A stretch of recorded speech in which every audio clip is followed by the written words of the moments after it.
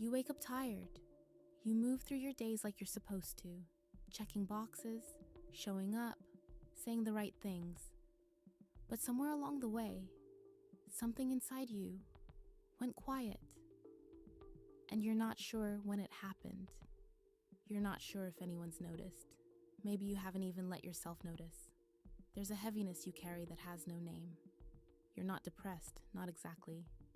You're not anxious in the clinical sense. You're just tired. Tired of pretending. Tired of being the person everyone thinks you are when you're not even sure who that is anymore.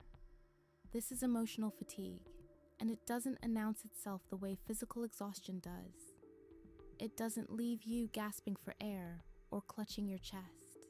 It just slowly, quietly drains the color from your world until everything feels gray. Until you're here, but not really here. Present in body, absent in spirit. And the strange thing is, you can still function. You can still work, smile, answer when someone asks if you're okay. But inside, there's a numbness, like you're watching your own life through glass. Depersonalization, they call it. The feeling of being a stranger in your own existence. And with it comes anhedonia, the loss of pleasure, the inability to feel what you used to feel. The things that once lit you up now barely register. This isn't weakness. This is what happens when a human being has been running on empty for too long, when the soul has been neglected in favor of survival, when meaning has been replaced by routine, and your nervous system, your brain, your entire being is trying to tell you something. It's trying to tell you that something essential has been lost, that you've drifted too far from yourself, that the life you're living has become untethered from the life you were meant to live. What you're experiencing has roots, deep ones. In your psychology, in your neurology, and understanding those roots, understanding why you feel the way you feel, is the first step toward finding your way back. Back to vitality, back to presence, back to the quiet sense of peace that comes not from having everything figured out, but from finally being aligned with what matters. This is where we begin, with the truth that what you're feeling is real, that is shared by more people than you know, and that beneath this exhaustion lies not emptiness, but a call to reconnect, to remember, to come home to yourself. The body keeps the score. You've probably heard that phrase before, but what does it actually mean when your body is keeping score of a life that's lost its meaning? When every day feels like climbing a mountain with invisible weights tied to your soul? Let's talk about what's happening inside you, not metaphorically, literally. In your brain has a reward system, the mesolimbic pathway. It's the circuit that lights up when something matters, when something feels good, when you experience pleasure, purpose, connection. Dopamine floods these pathways and tells you this is worth it. This is why you're here. This is what it means to be alive. But here's what happens when meaning drains away. When you spend months or years doing things that don't align with your values. When you give and give without receiving. When you optimize for everyone else's expectations and forget your own. Those pathways start to dim. Dopamine stops flowing the way it used to. Not because you're broken, but because your brain has learned that nothing you're doing actually matters to you. On a deep, existential level. This is anhedonia at the neurological level, the flattening of affect, the inability to feel joy, not because joy doesn't exist, but because your brain has stopped believing it will find it in the life you're currently living. It's not depression in the classic sense. It's something quieter. And then there's your autonomic nervous system, the part of you that's supposed to help you fight, flee, or rest. For most of human history, stress was acute, a predator, a storm, a threat you could see and respond to. But modern exhaustion isn't like that. It's chronic, it's endless. It's the low-grade hum of a life that never quite feels right. Your sympathetic nervous system stays activated. Your cortisol remains elevated. Your body thinks it's in danger, but the danger is invisible. It's existential. It's the slow erosion of self. When you're in this state for too long, something shifts. Your prefrontal cortex, the part of your brain responsible for higher order thinking, for meaning making, for connecting your actions to your values, it starts to go offline. Not completely, but enough that you move through your days on autopilot.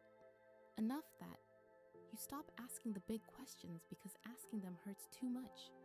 This is depersonalization, and it's not a symptom of madness. It's a symptom of disconnection. From yourself, from your purpose. Psychologically, this state has a name. Existential vacuum. Viktor Frankl described it after surviving the concentration camps. He watched people who had every reason to give up, and he noticed something. The ones who survived weren't necessarily the strongest or the healthiest. They were the ones who had a why, a reason to endure, a meaning that transcended the suffering.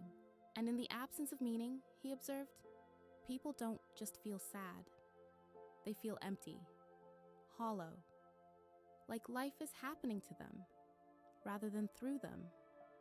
Sound familiar? You're not clinically depressed. You're existentially exhausted. There's a difference. Depression often comes with a story, a reason, a loss. But what you're experiencing might not have a clear cause. It's more like a slow leak. Years of saying yes when you meant no. Years of performing a version of yourself that earns approval but costs authenticity. Years of waiting for your life to feel like yours. And your brain, your brilliant, adaptive brain, has responded the only way it knows how. By shutting down the parts that hurt. By numbing the longing. By turning down the volume on desire so you stop wanting things you don't believe you can have. It's a protective mechanism. But protection, when it lasts too long, starts to feel like prison.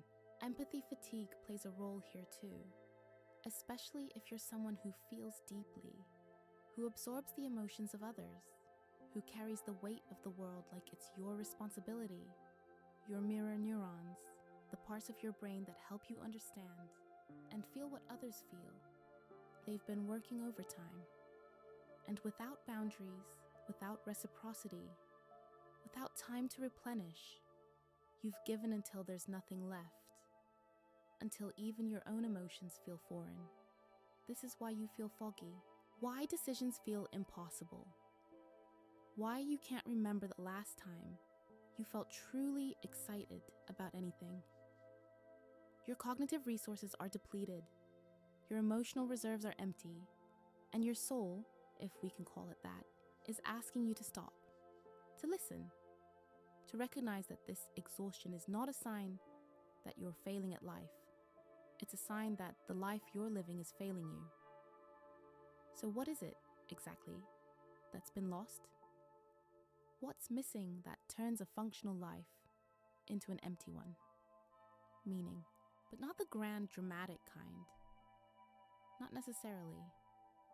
You don't need to cure cancer or climb Everest or leave a legacy that echoes through history. That's not what your brain is asking for. What it's asking for is coherence, alignment. The felt sense that what you do during the day reflects who you actually are, that your actions and your values aren't strangers to each other. Meaning is what happens when your internal world and your external world speak the same language. When the life you're living looks like the life you'd choose if no one were watching. When you're not performing, not pretending, not splitting yourself into acceptable pieces. And here's the truth most people don't want to hear. You can have everything society told you to want and still feel this way.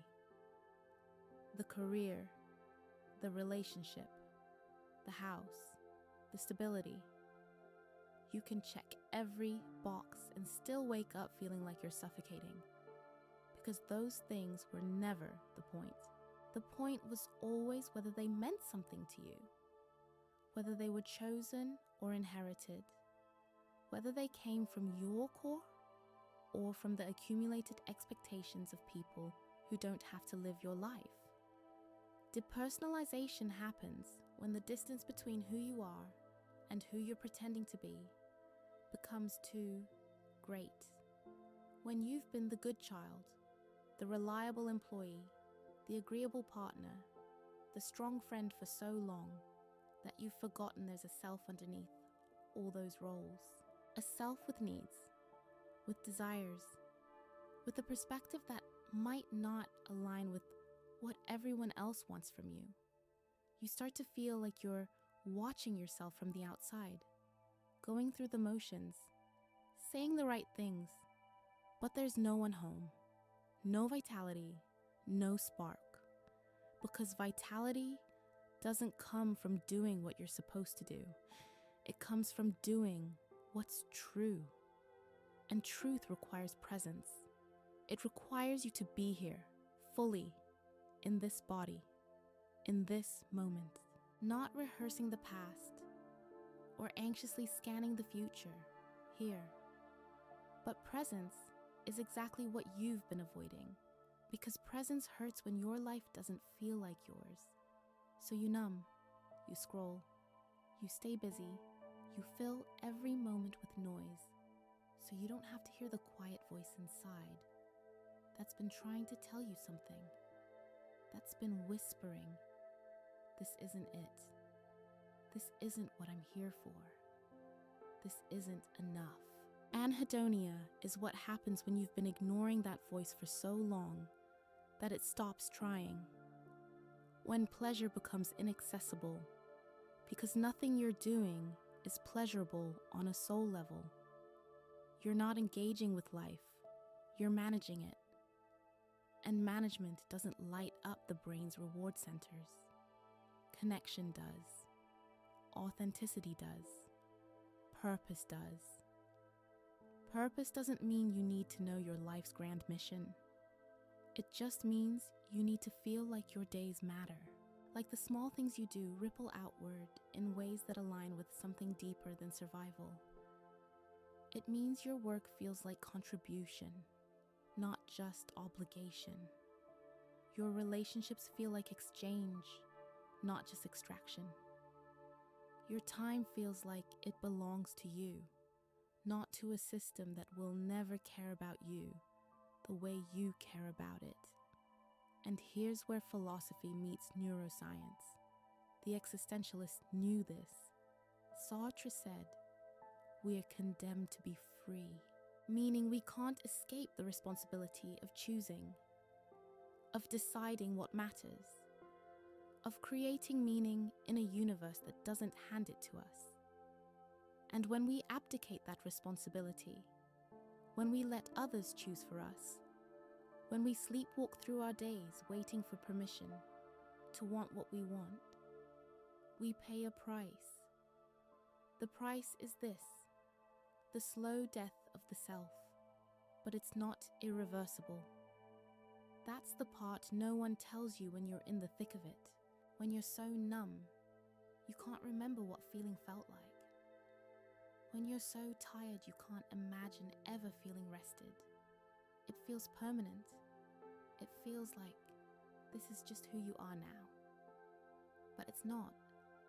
Your brain is plastic. Neuroplasticity means the circuits that dimmed can light up again.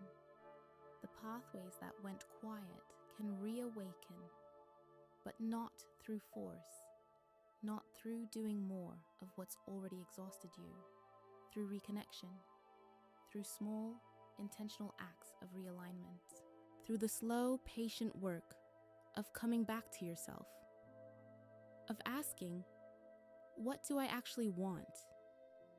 What do I actually value? What would I do if I weren't afraid? If I weren't trying to earn love? If I weren't performing for an audience that doesn't even know me? This is the doorway, the threshold between exhaustion and renewal, between depersonalization and presence. And it doesn't require you to blow up your life. It doesn't require dramatic change. It requires something quieter, something harder in some ways. It requires you to stop, to feel, to grieve what's been lost, to acknowledge that you've been running from yourself, and then, gently, carefully, to turn around, to face the life you've been living and ask if it's the life you want to keep living. Not next year, not when things calm down, now, because meaning doesn't wait for the perfect moment. Presence doesn't happen when you've finally figured everything out. They happen when you decide to stop abandoning yourself, when you decide that your inner world deserves as much attention as your outer obligations. So how do you come back? How do you rebuild what's been eroded? How do you find your way home when you've been lost for so long? You forgot there was a home to return to. It starts smaller than you think, not with a complete life overhaul, not with quitting everything and starting over. It starts with a single breath, a single moment where you choose to be here instead of anywhere else, where you stop running and let yourself land. Presence is the foundation, and presence is not a state you achieve.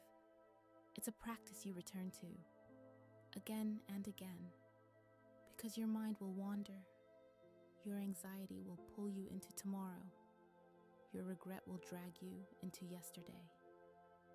That's what minds do, but you can notice. You can gently, without judgment, bring yourself back to the sensation of your feet on the ground, back to the sound of rain if it's raining, back to the taste of coffee or the warmth of sunlight through a window.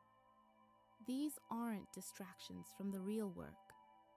These are the real work, because reconnection doesn't happen in the abstract.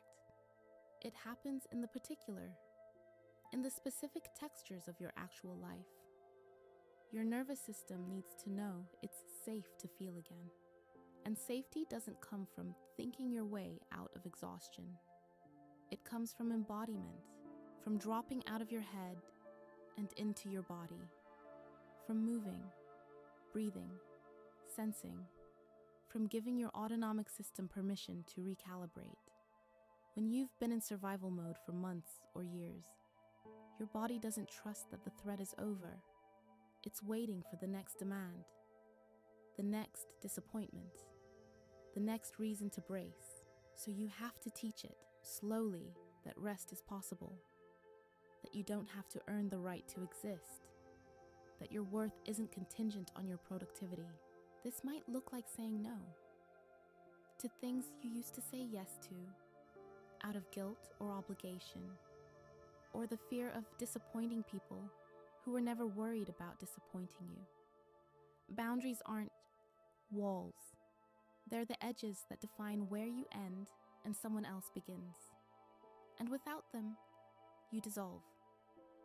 You become everyone's resource and no one's priority, especially not your own. Reconnection also means rekindling the relationship with yourself, the one you've been neglecting. It means asking questions you've been too afraid to ask. What do I actually enjoy? Not what I'm supposed to enjoy, not what looks good on paper. What makes me lose track of time? What makes me feel like myself? Maybe you don't know anymore. That's okay. You're allowed to rediscover it. You're allowed to try things and realize they don't fit. You're allowed to change, to outgrow, to want something different than you wanted 5 years ago. Your past self doesn't get to dictate your future, and neither does anyone else's vision of who you should be. Purpose, when it returns, doesn't always announce itself with clarity. It starts as a whisper, a small pull towards something, a curiosity, a value you realize you've been compromising. It might be creativity you've been suppressing, connection you've been avoiding, contribution you've been delaying, justice you've stopped fighting for because fighting felt futile. Listen to the pull, even if it's quiet, even if it doesn't make sense yet, even if it's impractical or inconvenient, because that pull is your aliveness trying to come back online. It's your dopamine system saying, this matters. Pay attention. And here's where meaning starts to regenerate. Not from doing everything differently, but from infusing what you're already doing with intentionality, with awareness, with choice. You might still have the same job, but you engage with it differently. You find the parts that align with your values, and you lean into those. You set boundaries around the parts that drain you. You stop pretending the entire thing has to be your identity. You might still have the same relationships, but you show up more honestly. You stop performing. You stop managing everyone's emotions. You let people see you, the tired you, the uncertain you, the you that doesn't have it all figured out. And you notice who stays, who leans in, who meets your honesty with their own. Those are your people. The ones who needed you to be perfect weren't ever really seeing you anyway. Reconnection is also about grief, about acknowledging what you've lost, the time you spent disconnected, the opportunities you missed while you were too numb to notice them, the version of yourself you abandoned in favor of survival. You have to mourn that, not to wallow, but to honor it, to say, I see what happened. I see what I gave up, and I'm choosing differently now. Grief clears space. It's the emotional equivalent of exhaling. And you've been holding your breath for so long. Let it out. Let the tears come, if they need to. Let the anger surface if it's been buried. Let yourself feel the weight of what it cost you to keep going when you had no energy left. And then, when you're ready, let it go. Not because it didn't matter, but because carrying it forever will keep you from moving forward. This is where hope enters. Not the naive kind. Not the toxic positivity that tells you to just think happy thoughts. But the kind of hope that's rooted in agency. In the recognition that you're not powerless, that even in the smallest ways, you have choice. You can choose where you put your attention, what you nourish, what you starve. You can choose to stop feeding the narratives that keep you small and start building ones that remind you who you actually are. Neuroplasticity means your brain will follow where you lead it. If you keep ruminating, it will get better at ruminating. If you keep numbing, it will expect numbness. But if you start practicing presence, even for 5 minutes a day, it will start to remember what presence feels like. If you start seeking meaning, even in tiny increments, your reward pathways will begin to wake up. If you start reconnecting to yourself, your sense of identity will solidify again. You are not too far gone. You are not beyond repair. You are in the middle of a transformation you didn't ask for, but can still guide. This exhaustion, this depersonalization, this flatness, it's not the end of your story. It's the beginning of a new chapter, the one where you stop living on autopilot and start living on purpose. And maybe that sounds overwhelming right now. Maybe you're thinking, I don't have the energy for transformation. I don't have the strength to rebuild. I can barely get through the day. I know, I hear you. And here's the truth. You don't need strength. Not the way you think you do. You don't need to muscle your way back to vitality. You don't need to force joy, or manufacture meaning, or perform recovery. That's the old paradigm, the one that exhausted you in the first place. What you need is softness, gentleness, permission to move slowly, permission to not have it figured out, permission to rest without guilt. Because rest is not a reward for productivity. It's a biological necessity. It's how your nervous system resets, how your brain consolidates, how your soul catches up to the pace you've been moving at. The way back is not through doing more. It's through being more, being present, being honest, being still enough to hear yourself again. Start where you are, not where you think you should be, not where you were 5 years ago when things felt easier. Here, now, in this body, with this level of energy, with this amount of clarity. You don't need to wait until you feel better to start caring for yourself. You care for yourself so you can start feeling better. What's one thing today that would feel like kindness? Not productivity, not progress, kindness. Maybe it's letting yourself sleep an extra hour. Maybe it's saying no to something you don't want to do. Maybe it's sitting in silence for 10 minutes without your phone. Maybe it's calling someone who actually sees you. Maybe it's crying. Maybe it's laughing at something stupid. Maybe it's just noticing the sky. These aren't trivial acts. They're revolutionary when you've been at war with yourself, when you've been treating your own needs like inconveniences, when you've been operating from the belief that your value is conditional on your output. Your value is not conditional. You are not a productivity machine. You are a human being with needs and limits and a nervous system that wasn't designed for the relentless pace of modern life. And the fact that you're exhausted doesn't mean you're weak. It means you're human. It means you've been trying to be everything to everyone and nothing to yourself. And that's not sustainable. It never was. So release the expectation that you should be further along, that you should have figured this out by now, that everyone else has it together and you're the only one falling apart. You're not.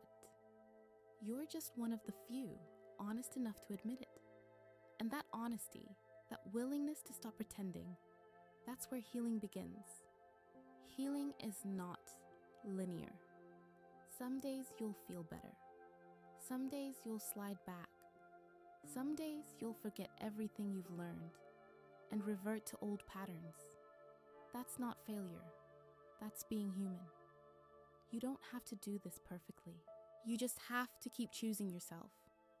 Keep coming back. Keep remembering that your life is yours to live, not theirs to direct. And as you do this, as you practice presence and rebuild meaning and reconnect to purpose, something will shift. Not all at once, not in some dramatic lightning bolt moment, but gradually, quietly. You'll notice you laughed at something and it felt real. You'll notice you woke up and didn't immediately dread the day. You'll notice a conversation that mattered, a moment that landed, a flicker of something you'd forgotten you could feel. That's your aliveness returning. Not because you forced it, but because you made space for it. Because you stopped abandoning yourself. Because you started treating your inner world with the same care you've been giving everyone else's. The color will come back. The fog will lift. Not all at once, but it will. And one day, you'll realize you're not just surviving anymore. You're living, actually living. Not the performance of it, not the hollow version, the real thing. The messy, imperfect, deeply felt thing. And you'll understand that this exhaustion, this dark night, it wasn't meaningless. It was a messenger. It was your soul saying, stop, turn around, come home. And you listened. Maybe not right away. Maybe you resisted. Maybe you tried everything else first. But eventually, you listened. And that listening, that willingness to face yourself, to feel what you've been avoiding, to choose presence over numbness, and meaning over comfort, that's courage. That's the kind of bravery no one applauds because it's invisible, but it's the most important kind. You are allowed to feel alive again. You are allowed to want things, to need things, to take up space, to change your mind, to disappoint people who were never really with you anyway, to build a life that feels like yours, even if it doesn't look like anyone else's. This is your one life, not a dress rehearsal, not a trial run. This, right here, right now. And you get to decide what it means, what matters, what stays, and what goes. You get to decide who you're becoming, not who you were, not who they want you to be, who you are, under all the exhaustion, under all the roles, under all the noise. There's a self there, waiting, not broken, just buried. And every act of presence, every boundary, every honest choice, every moment you choose yourself, you're excavating, you're remembering, you're coming back. And the peace you're looking for, the vitality, the sense that life is worth living, it's not somewhere out there. It's not in the next achievement or the next relationship or the next version of yourself. It's here. In the decision to stop running, to stop performing, to stop waiting for permission to be who you already are. So stop, breathe, feel your feet on the ground, notice where you are, and know this, you are not alone in this. You are not too late. You are not beyond hope. You are exactly where you need to be to begin, and beginning is enough.